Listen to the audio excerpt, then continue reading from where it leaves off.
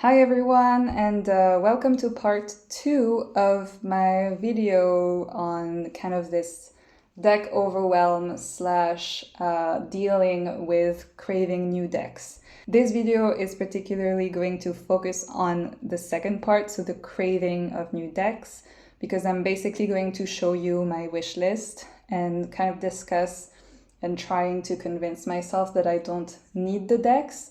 But I'm sometimes going to fail miserably, as you will see. There is one deck in my possession in particular that I am talking about a lot in this video, and it is the Force of Enchantment Tarot.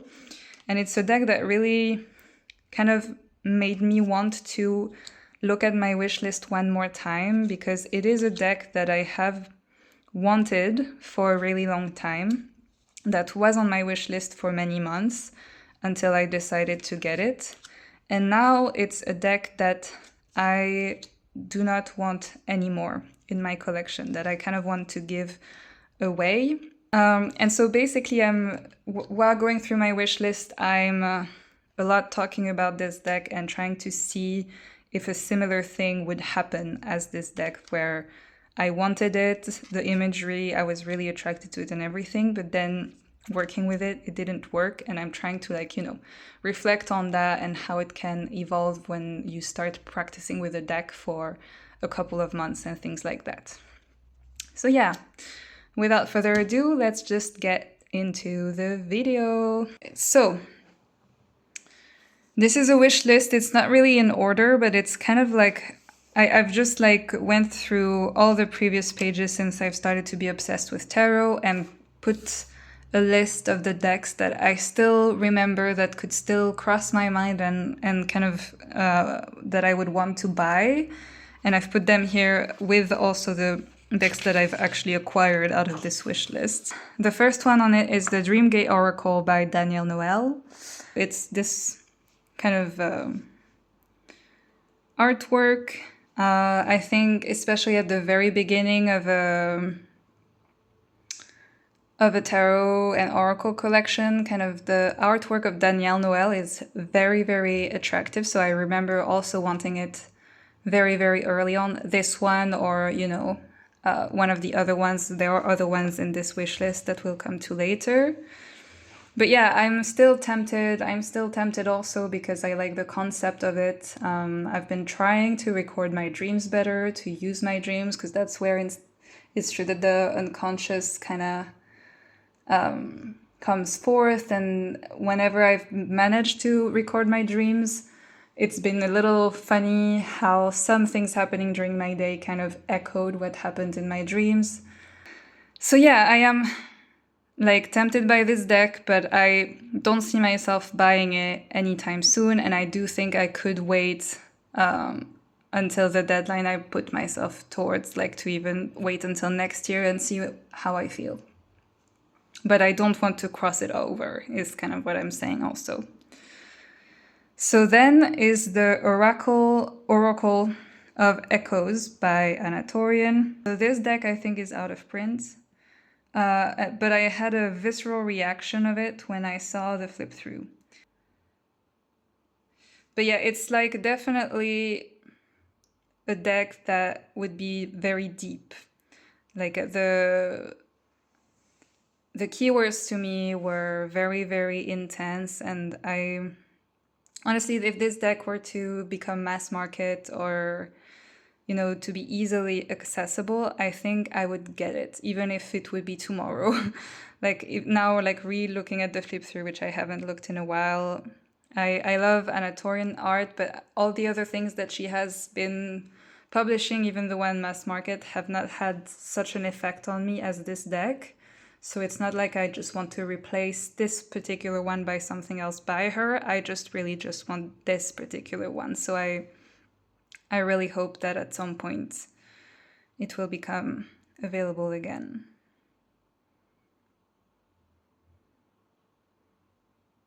Next on the list is the Spacious Tarot.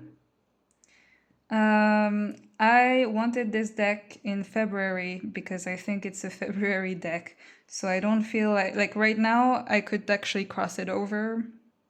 The one to have it is gone. Let me just show you some cards. But I could see it also coming back, especially with, for example, if I were to feel like it would fit really well with an oracle that I have, because I'm still, trying to find really good pairings. That, like, this obsession for nice pairings is also something else that's not good. It's like really this vicious circle with buying new decks.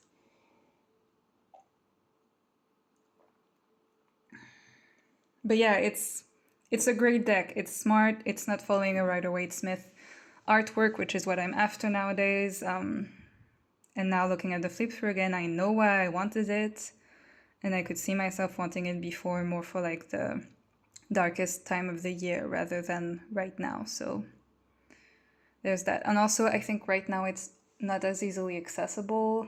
So that might be another reason, because I don't know if I would be willing, especially now that I'm already feeling like my collection is reaching a point where I'm not managing it properly, that the reason of not getting that deck fully accessibly, I would just give up on getting it all together.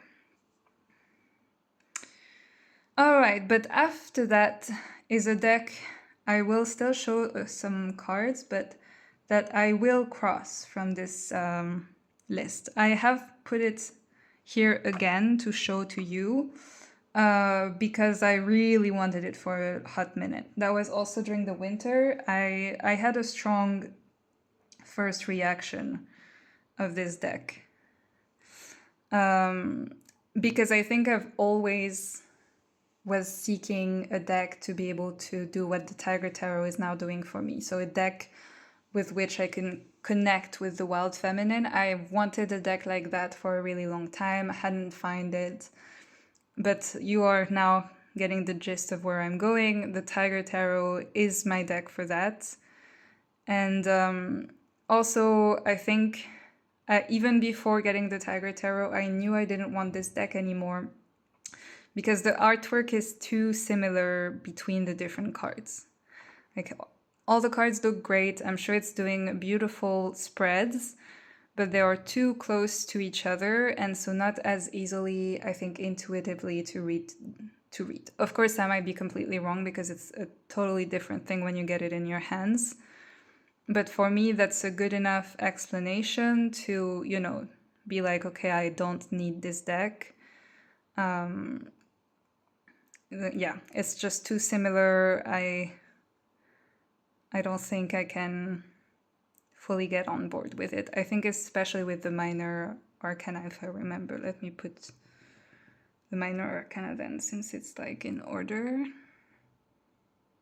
Yeah, I think like the minor arcana even like is a little bit Marseille-ish, like it's mainly 5 cups, 6 cups, and then some things in the background. Yeah, it was just, yeah, I didn't feel strongly enough connected to it to be like, oh yeah, I want to try to connect with this deck even more, or like to try and see if I can get on board with the artwork and read intuitively. So yeah, I will cross that one off with a paper pencil, because like, once again, things evolve and change all the time. Then we have the Wild Course Oracle, which I have acquired, and I think to this day is still the oracle that I was the most excited about into adding to my collection. And then we have the Forhaxa. This one, I thought that I would get it for sure. And that was also one that I wanted since a very long time. Like, I wanted it since December of last year as well, because it color-wise it's great. The meaning of the card is very like, you can understand it very quickly, so intuitively it works really well, I think. But then, like I said, I just found the artwork beautiful, but I was like, basically I'm now feeling like I would be with that one like I am with the Forest of Enchantment, in a sense that objectively, everything is fine. I love each card. It's showing the meaning I like. It's everything. But then I feel like I would just be not inspired when working with it. And I had the opportunity to try it in store when I bought the Herb Crafter Divine Nature and Smoke Ash and Embers. And it kind of confirmed it to me that I think I don't need this deck. I also still don't have a fairy deck in my collection, so it would make sense that way. But I'm unsure, and so I think I would cross it now because it's been just a torture to think about this deck, to know if I wanted it and wanted it not, and so kind of in-person impressions really count for me, and for that I think I can just cross it off. But looking at the flip through again, I'm like, this is a beautiful deck.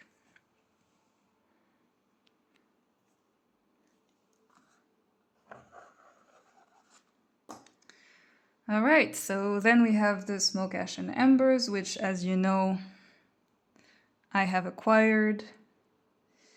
And then we have the Lantern Oracle. And this one, with the Forhaxa, I thought I would get it no-brainer, It's a beautiful deck. It was also like kind of this similar idea of working with the Divine Feminine.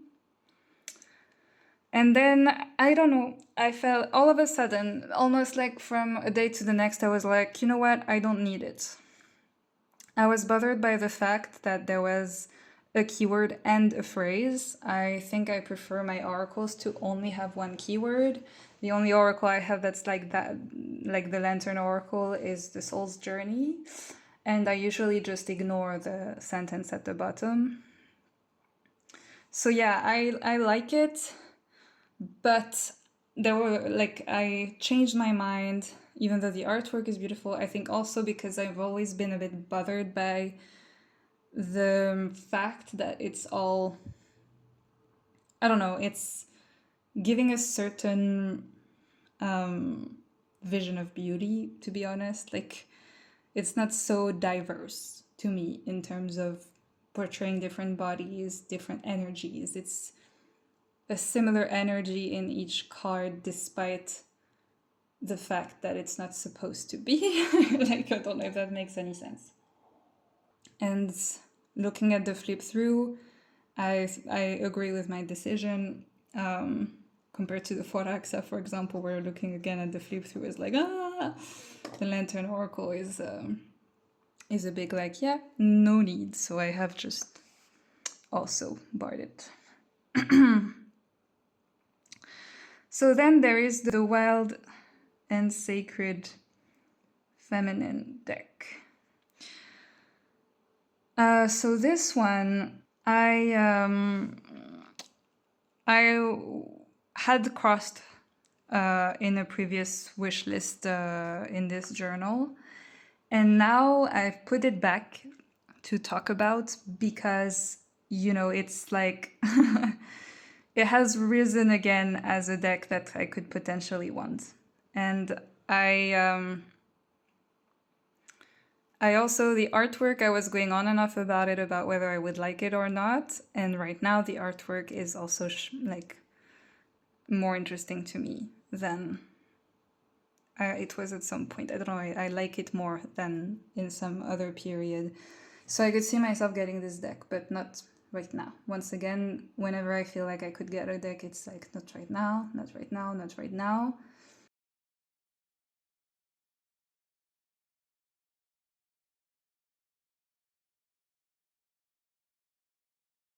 Yeah, I love the keywords associated with the animals in particular.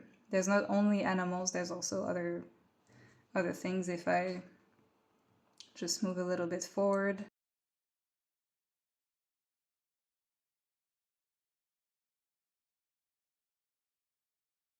I think this deck is beautiful and it's on my wish list. And that's all I have to say.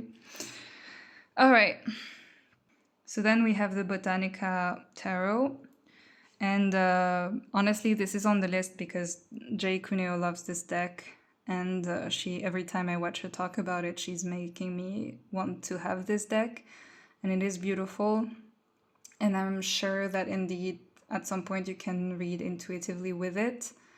But he also came out recently, the author of this deck, an artist, it's both the same person.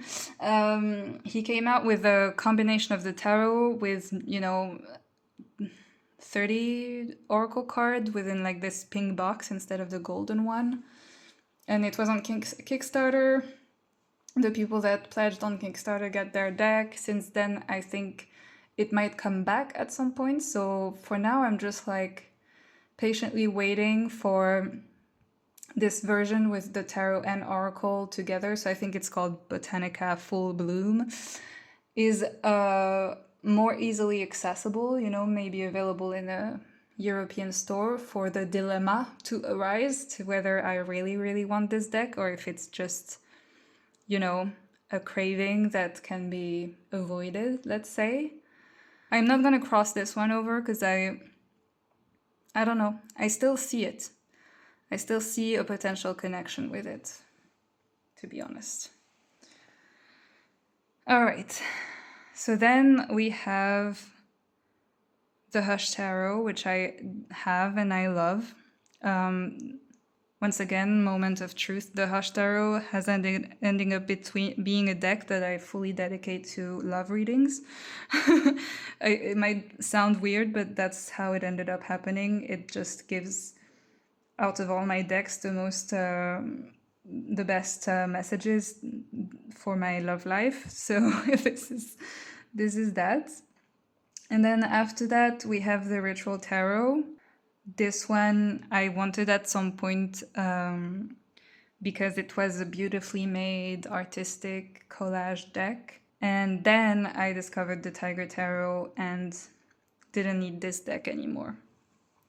It is still beautiful. I like the fact that there's no keyword on them, but I'm not as much of a fan of the fact that instead of being based on nature and tigers like the Tiger Tarot, it's really based on archaeology. And I'm not the biggest fan or a person that really connects with archaeology and Roman figures, sculptures, all of that. And this deck is very, very much based on that. So that's why I am going to cross it over. But I'll let you look at a couple more cards. Maybe I just go a bit forward so you can see.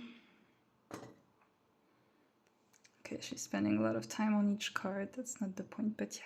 It looks that way. It is nice, it's beautiful, it's artistic, like I said. There's a reason why I wanted it, but I thought it was not a deck that corresponded to my identity, basically. So next on the list is Dreams of Gaia. Another deck that it is when I was watching Jay that I wanted this deck. It's just, when you look at the artwork of the Dreams of Gaia for the first time, you're like, yes, it's beautiful, I want it. But then you watch it a second time, a third time, a fourth time, 10 times, and then you're like, I think maybe, I don't know if this this can be understood by somebody else, but I think that at least I got the feeling that, yes, this is a deck that I would use it a couple of times and then I would probably not resonate with it. Depends, of course, of how good the guidebook is. I'm just basing that on the cards. But I still think that the point of tarot is at some point to be able to not use the guidebook because either you know it by heart or you just don't need it.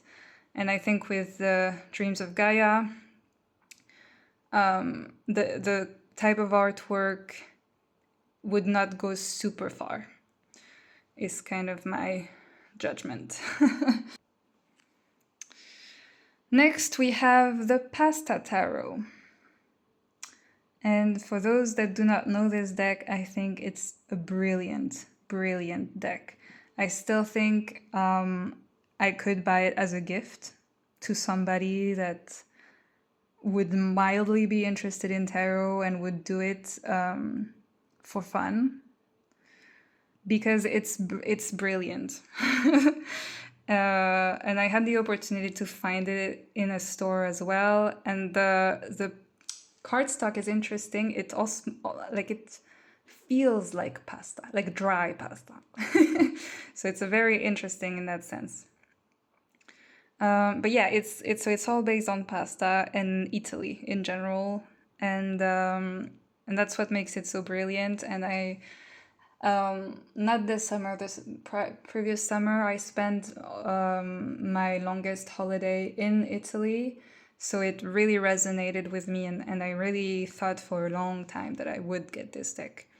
But then once again, I got to thinking that I would probably, because of the fact that it's so close to Rider-Waite and that it's so seasonal of a deck, you know, it's really for the heat of summer, holiday, and also this is a deck I see as playing with friends.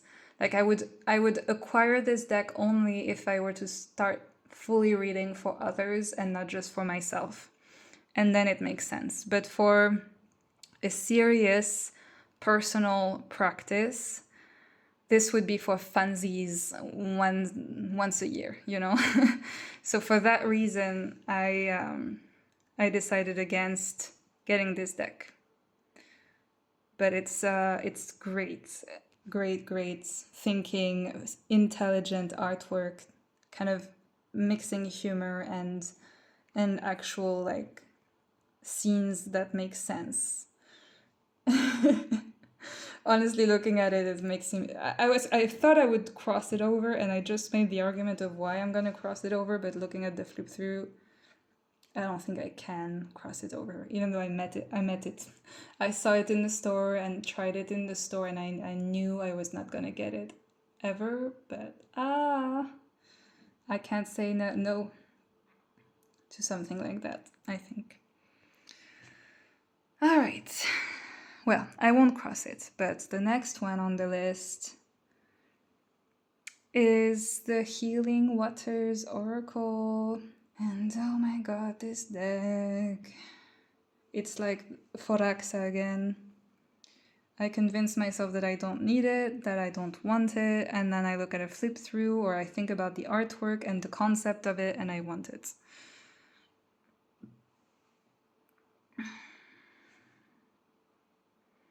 So this is a Rebecca Campbell deck, and she's very much a person that focuses on galaxy stuff, like thinking that the human are not from Earth, and yeah, so that's why half of the keyword, as a person that's not from like originally English speaking, I don't understand them.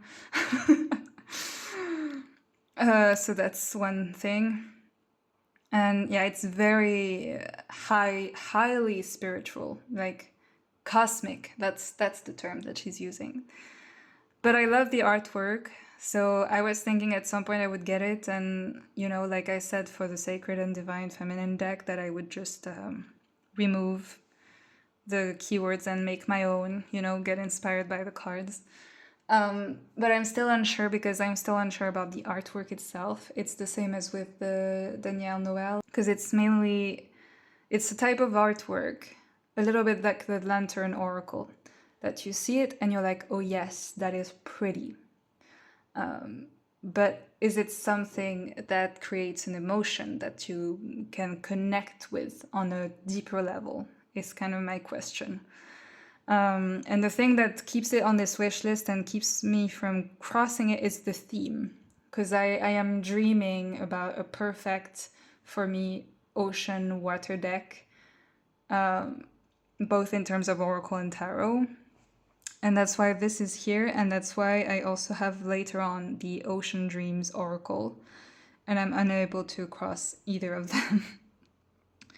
Then we have the Wildwood Tarot. This one I thought I wanted also kind of, you know, very early on, because the artwork is so nice. And I'm pretty sure like looking at it again, it's gonna make me want it.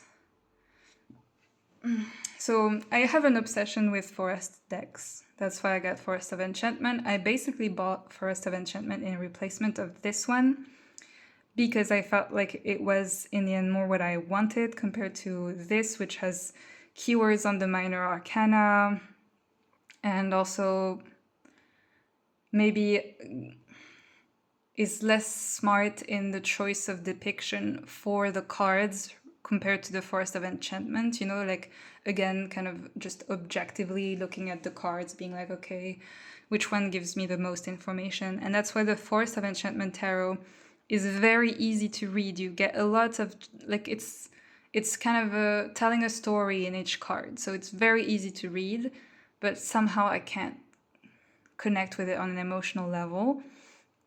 And now I'm wondering if Wildwood would be one with which I would more connect on an emotional level, or if it's neither, because I am just not a person that connects with decks that are fairy tale-ish. Even though this one is not necessarily fairy tale-ish, it's more Celtic, you know, energy. So maybe at some point I'll be obsessed with Celtic energy and try to learn this. Anyway, this is the Wildwood. Now I do not want to cross it over because of this beautiful imagery. It's horrible. Horrible. The point of this video was to keep me from wanting more decks, and here I am just wanting more decks. Alright, let's look at the next one on the list, which is the Ocean Dreams. I would have been smarter and more coherent. I would have talked about this one at the same time as the Healing Water Oracle. Because they are very similar, and the advantage of the Ocean Dream is really that it has this only one keyword thing, which I like. You know, instead of several, it's really one keyword. But again, the keyword is very cosmic, very, I don't know how to explain, like difficult to fully, you know, I don't know. It's just very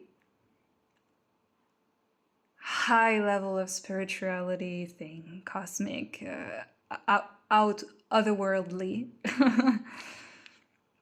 And I don't know if I connect with that. So the keywords are keeping me from wanting this deck, as well as just, again, what I said about the Healing Waters. It's very pretty, but it's not showing all the facets that I wanted to show. It's only showing specific mammals. It's not showing orcas, and I have an obsession with orcas. And if I want a deck that represents ocean, I need a card, at least one card with an orca. There's no orca. So yeah, you know, weird reasons that just keep me from getting this deck. So here is the Ocean Dreams. I am not gonna cross it, but it's not perfect. So it's not gonna be a purchase for the next 6 months for this summer. And it's a summery deck, so if not for this summer, it will, like, the question will arise next year. Next we have the Dream Your Joy Oracle. So we're gonna change the type of artwork quite a bit. And let's see, because I know that I had managed to convince myself in the past that I did not want this deck anymore. So let's see how I feel today about it. Well, first thing, I love the backs of this deck. Like this nice pink peach color with the seeds of dandelions. It's great. And so it's a very childish deck that I remembered. And I think it's also very, very positive. And it's very vintagey vibes. You know? And I think it's actually the vintagey vibes that made me think that this would not fit me, or also the fact that it's too childish. And I like childish things, but to a limit. Like, if it's too borderline kitsch, is that an English word? Like, you know, a little too crazy, like not done with taste. My God, the judgment coming through again. Like, I'm not kind of wanting it. And I think it was also, again, too much based on tales. That's what kind of maybe made me feel like I didn't want it anymore. So actually now looking at the flip through, yeah, I think I'm over this deck. It's too much. So I'm gonna put it away. All right, and then we have the Loputin Oracle. And this one was also a struggle because it's like every time you look at the artwork, you want it. Yeah, sorry, gonna be able... And yeah, it has nudity in it. And it's very intense artwork, like very intense. The things that are against it is that there's not many cards.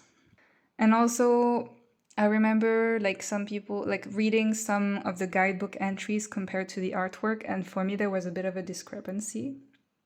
I feel like if you want to show such intense artwork, then you need to match it in the guidebook. Like especially if you don't give many cards, like give a lot of text. And this is not this type of deck because I don't remember if it's a low scarabeo. I think it's low scarabeo, so you know it's like this multilingual guidebook with only one paragraph per card, and that's not enough for me. Of course, there's a lot of things you could get intuitively with those cards, but I feel like it's... maybe I'm scared a little bit of this deck.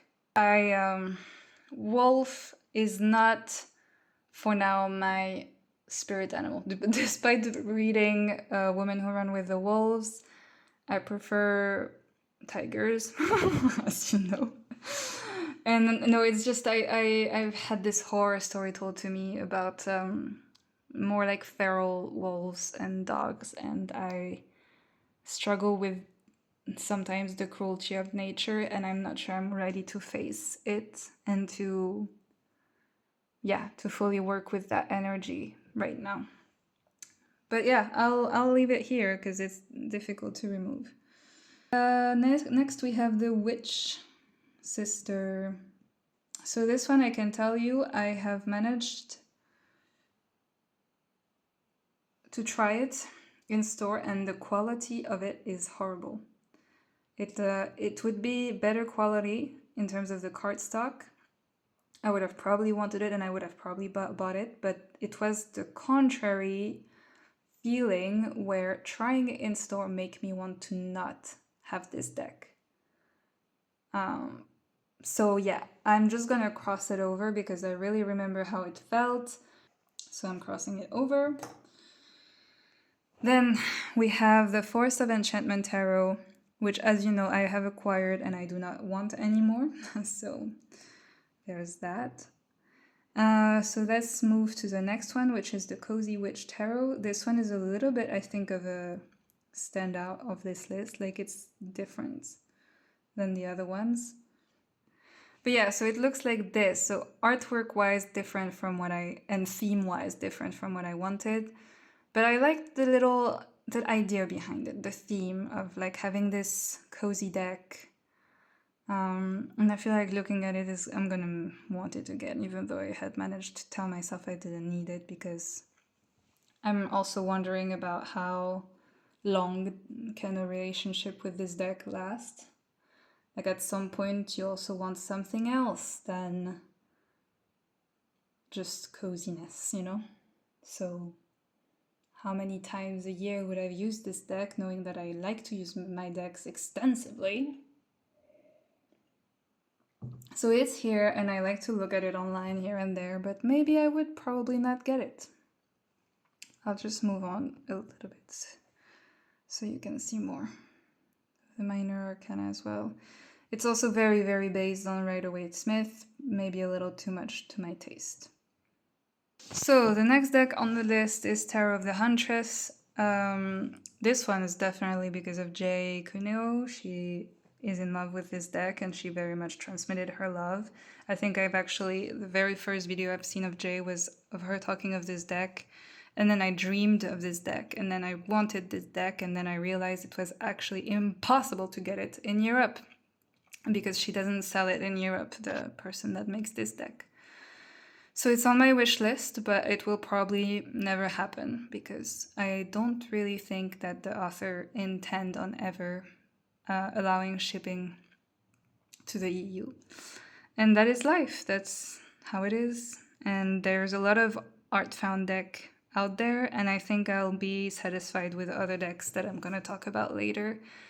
And this one will have to be a pass for that reason, but I'm not going to cross it over because if a miracle happens, I will probably get it. So here you go. And then we have the Witch Oracle, which I have put on this list only to pair with the Tarot of the Huntress. So it's the woman into total control of herself oracle. So let's see if I still like it, like, because I don't like also decks that have spider imagery. I'm saying that though it might not entirely be true.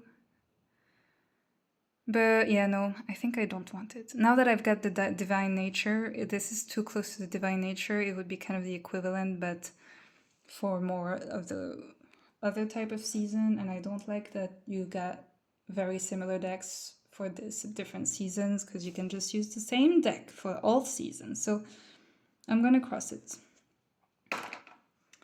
Then a very, very popular deck here on YouTube, Death Doula.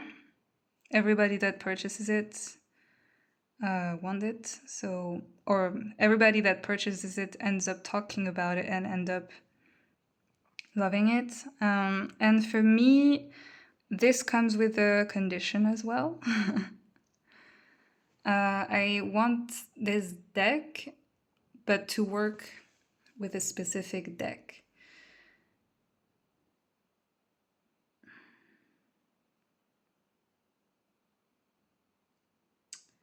Yeah, I want it only in combination with another deck, which is my number one right now, the number one that I would buy if I were to allow myself to buy decks. And I'm going to show it to you now, and it is the Tarot of the Drowning World. And I think it would pair beautifully with Death Doula, and that's why I would imagine those two together. So Tarot of the Drowning World is a proper... Okay. Is a proper Marseille deck. So, oh my god, this is a weird flip through, I'm sorry. So the major arcanas are with people, and it's a photography deck. Everything has been photographed in water with vegetation. And then the minor arcana, whenever it's gonna quickly move to it, is without people and only with flower arrangement, but it is so beautiful. Like, this is another proper art deck, similar to the Tiger Tarot, where this is an actual, you know, exhibition that has been made. And there's also an extensive guidebook that comes with this deck. And I'm so attracted to the art. So I know that this one, despite the fact that, like, you know, the minors are probably very difficult to understand intuitively, I think just because of its beauty and how attractive I am to it, I would probably put on the work to get to know this deck and learn about the meaning of the cards, and to also make my own meanings depending on for which spread they come out. And, you know, I'm pretty sure I'll find a way to dedicate this deck to a particular work, also because of the name of it. And I just think it would be a deck to, you know, slow down, appreciate beauty in its still form, and to pause. So yeah, I'm just, yeah, highly wanting this deck. But because of just buying other things on my wish list that are more easily accessible or cheaper or things like that, it just ends up never being purchased. This one could have been one I could have gotten for my birthday if I felt like at my birthday I didn't have other decks to already work with and felt overwhelmed as well. I just always feel overwhelmed by tarot, wanting to know all my decks really well. All right, next we have the Lost Oracle, maybe one we're going to be able to bar off the wish list. I think we might, because I think I put this one on my wish list when it was also find like in combination with another deck. Like it was beautiful as a pairing, but I'm not a biggest fan of this artwork. I prefer busy artworks. So yeah, I'm just gonna go ahead and yeah, I don't know why this one is here. So I'm crossing it off right now. But yeah, just, you know, that at some point, somehow I wanted this deck. Next we have the Bloodlands Oracle. This one I think will stay on my wish list for a long time until somehow the right occasion presents itself. So here what it looks like.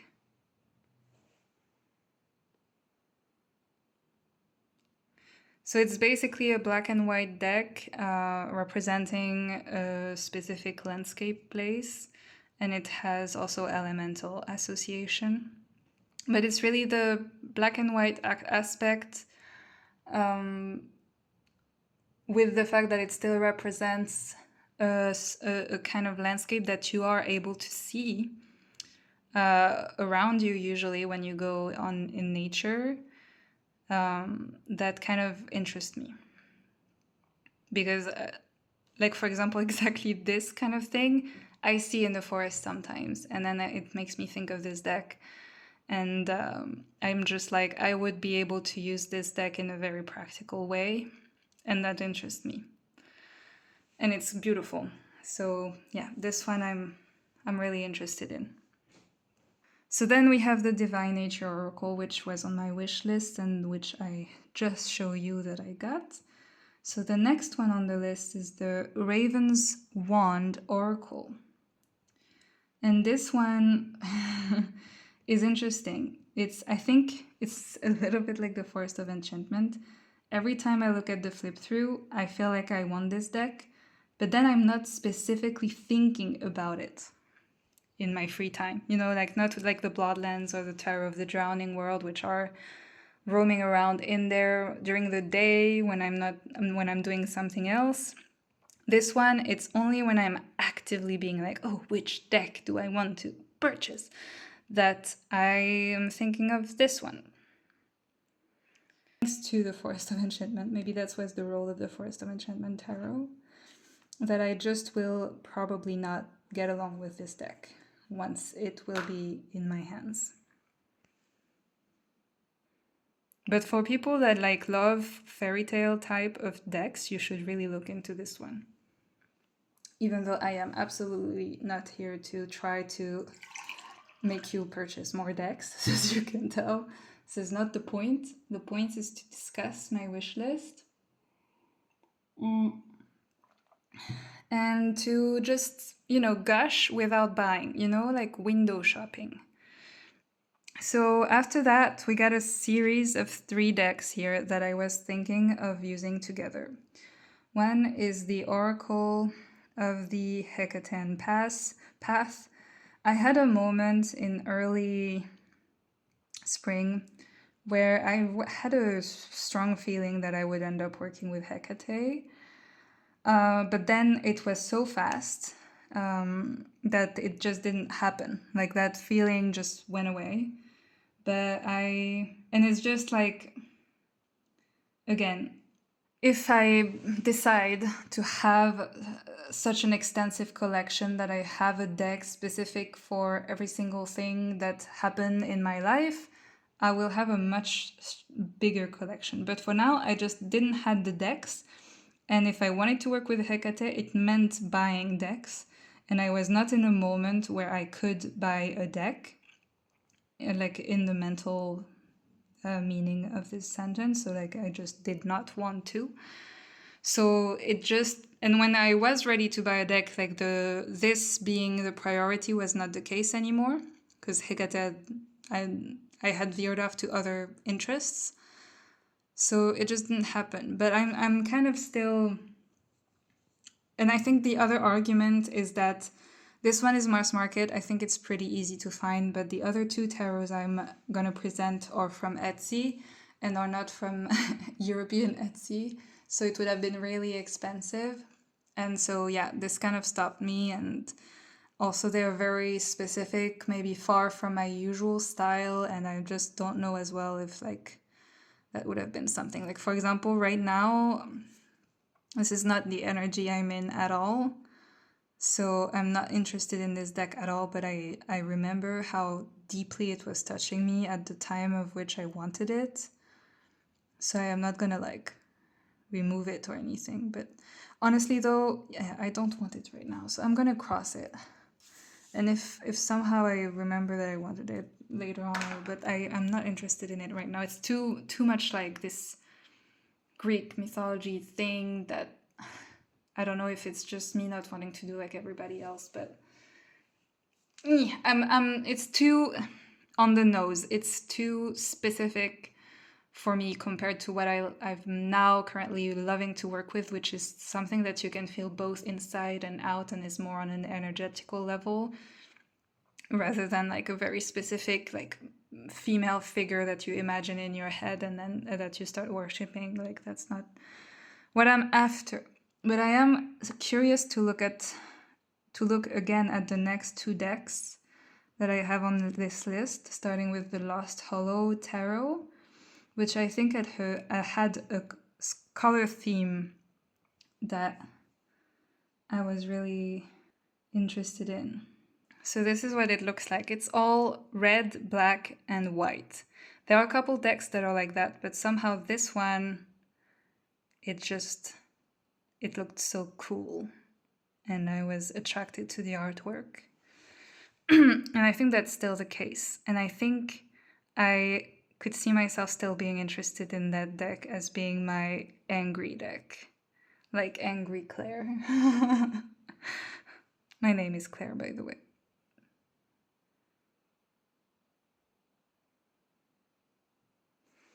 But yeah, I really like it. Yeah, I really like it. So yeah, I don't know if it's still available on Etsy because when I was interested in it, there was only a few copies left.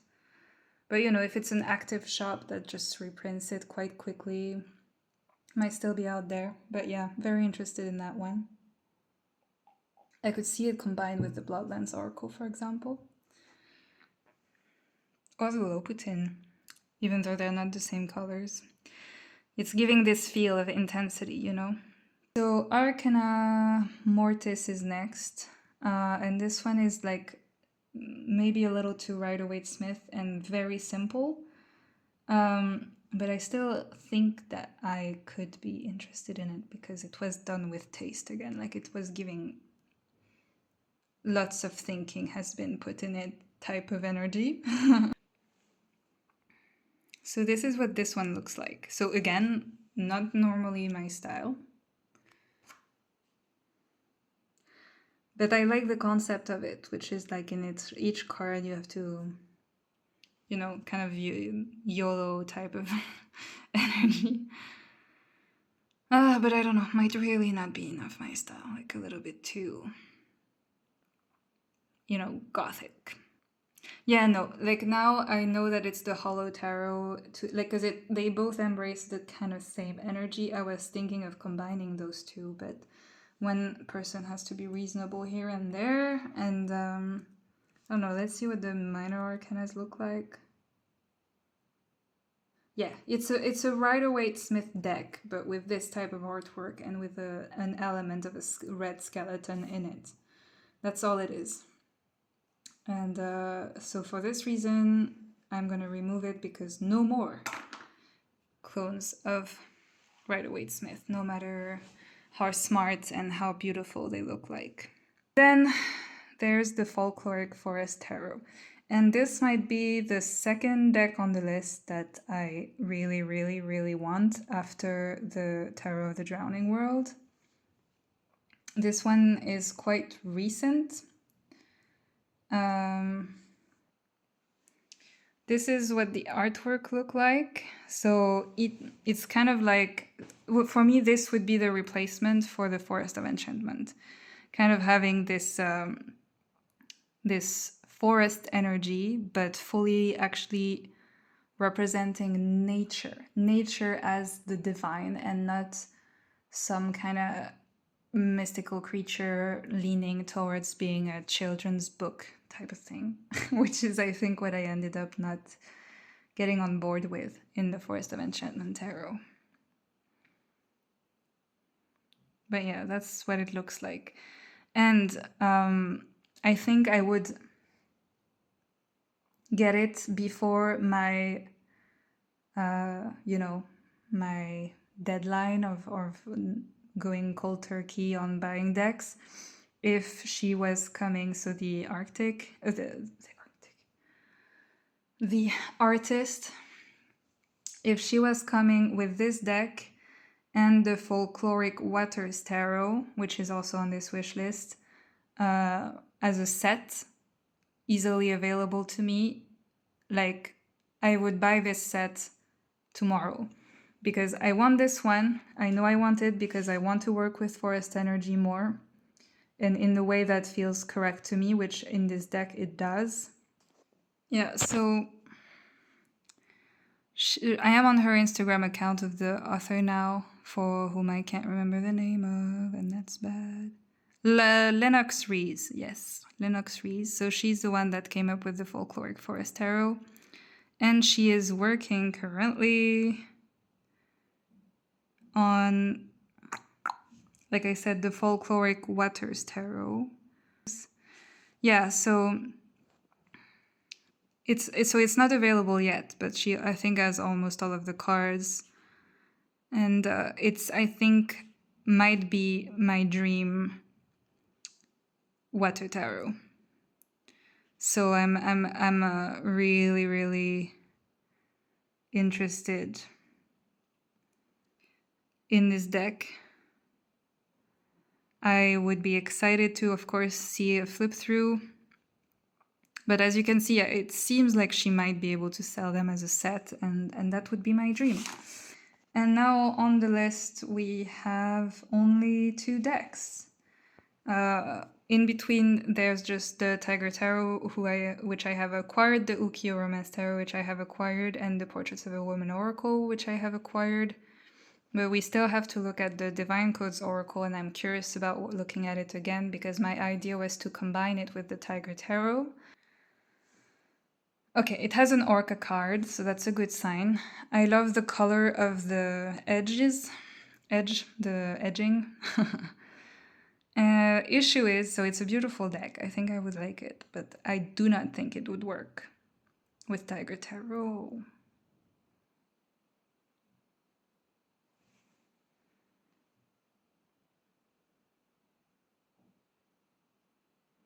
Yeah, no. Tiger Tarot is a one of a kind. And I do not see, like, that was the only reason why I wanted this deck, despite it having an Orca card. I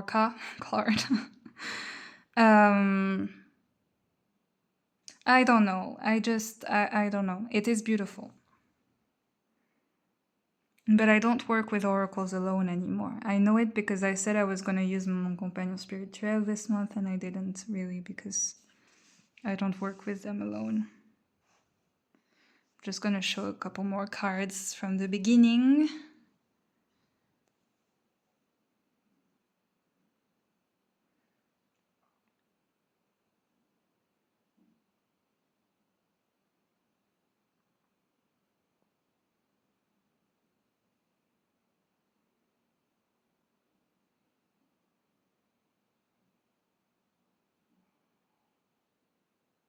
Oh no, it's a great deck.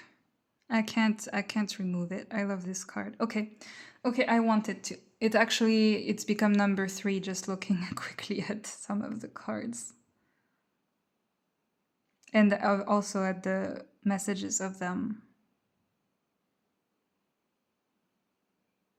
Yeah, no, this is a great summer deck. I want it. Okay, it's number 3 now with the 2 tarots. And of course, if I get it, I would still try it with the Tiger Tarot. But, it might work with another deck.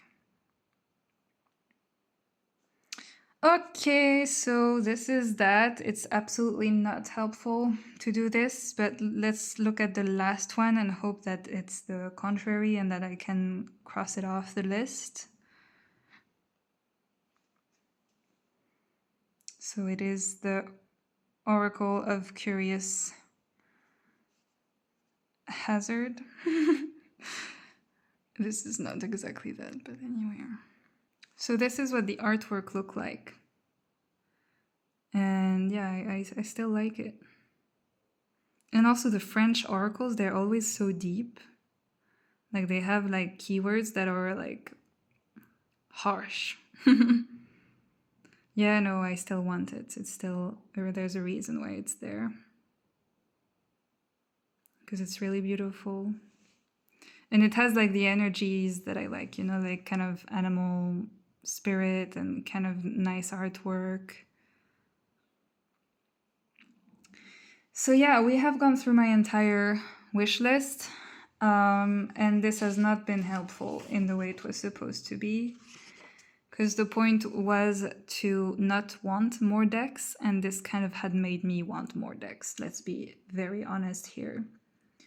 But it's good because it's kind of showing you where I'm at with my wish list, because it's still good to revisit your wish list here and there, and to realize that some of the ones you wanted so much before, it's not those anymore that you want. And I think the artwork that you prefer, the decks that attract you the most, they evolve, they change, things ebb and flows. And so it still makes sense to be very, very slow and patient to see which one you consistently want throughout a whole year almost. Of course, I mean, a whole year it would be ideal, but it's more like a couple of months at least, you know? Anyway, it's time to stop this video. I am really tired. I should not have done this entire video. I should have done something shorter. So I will try my best to shorten it up when editing, but thank you very much if you're still here, if you're still watching. Let me know if you agree with me on most of those decks. I think they look great. I think they're wonderful. Thank you very much. Bye.